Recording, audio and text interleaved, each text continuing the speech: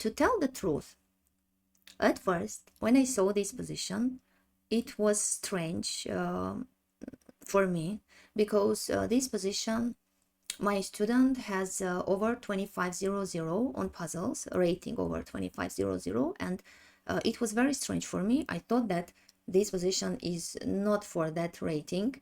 I thought that it's very easy. Even we have laughed together. I thought that it's strange because white can take on h6 just to distract this pawn, then to check, and then to win a rook, to have an extra quality and to have a winning position.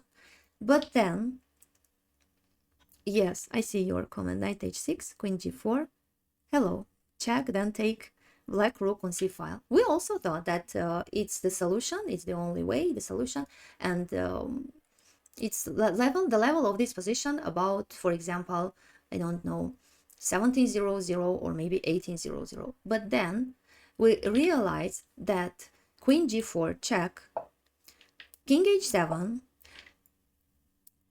just a second please, king h8, queen c8.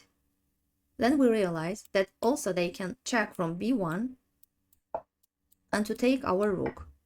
But then we thought, okay, we can take their bishop to check, to win a pawn, to have 2 extra pawns and to have a winning position. Why not?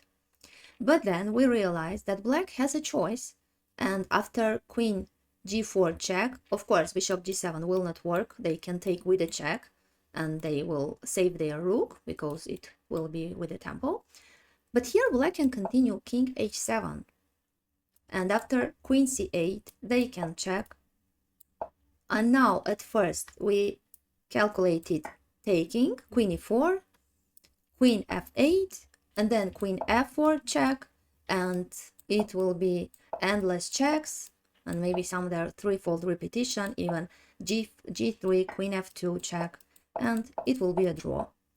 But after that, again, we were shocked because king h2, here queen b1 check, king h2, black has a winning variation, not to take immediately, but to check at first, in between moves, to check from d6, to save their bishop, to go from under attack, and just then to take the rook and to have a winning position. We were in a shock, really. At first we were laughed, we thought that it's a very easy position, but then we were in a shock. So what to do for white, sorry. Queen g4. It's clear, of course, that knight h6, g takes h6, queen g4, it's the only variation for win. But for what to do after king h7? We need this king on h8 for taking on f8 with a check, with a tempo. So what to do? Then we just at that time found this move, queen f5. To check at first, not to take immediately the rook. To check at first. If they go king g7 or g8, of course they will lose very quickly. King h8, queen f6 check, king h7, queen f7, and with a checkmate.